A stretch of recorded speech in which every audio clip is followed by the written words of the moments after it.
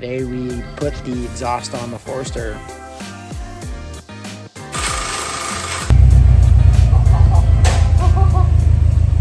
Hey guys, you're probably wondering why I'm smiling so big right now. Today's the day. Today we put the exhaust on the Forester. We are currently getting Aspen up and ready from her nap and headed to my father-in-law's. And I'm pretty excited and pumped to get this thing on. While the girls get ready, let's pack up the exhaust and the Fozz.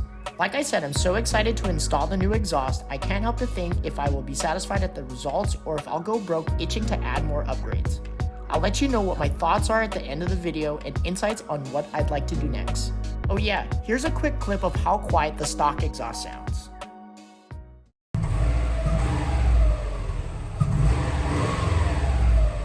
We arrived at our destination and went straight to work.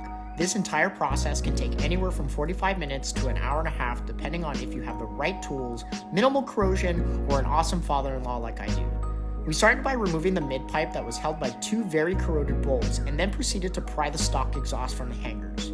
Pro tip, before removing the stock exhaust, be sure to spray lubricant on all of the hangers and I promise it'll make your life easier. An extra set of hands would help a lot at this point, or you can use a jack to keep the exhaust in place if help is not available. Once the stock exhaust is completely out, start the installation process by hand tightening the N1 mid-pipe with the new hardware provided.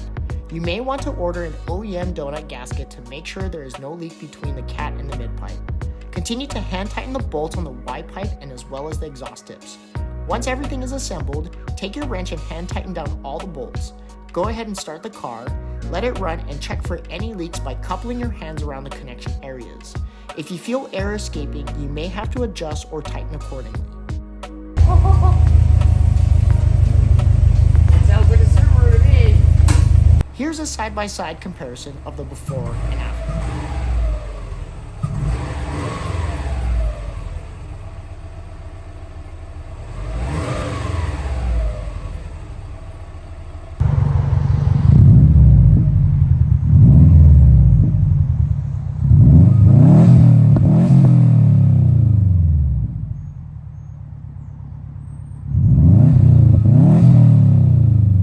Overall, I'm very happy with the results. The N1 exhaust sounds great.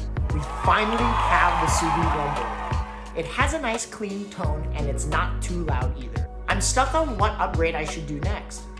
Do I continue to add more power, look at suspension options, or contemplate between all-terrain or street tires? What are your thoughts? What should I do next?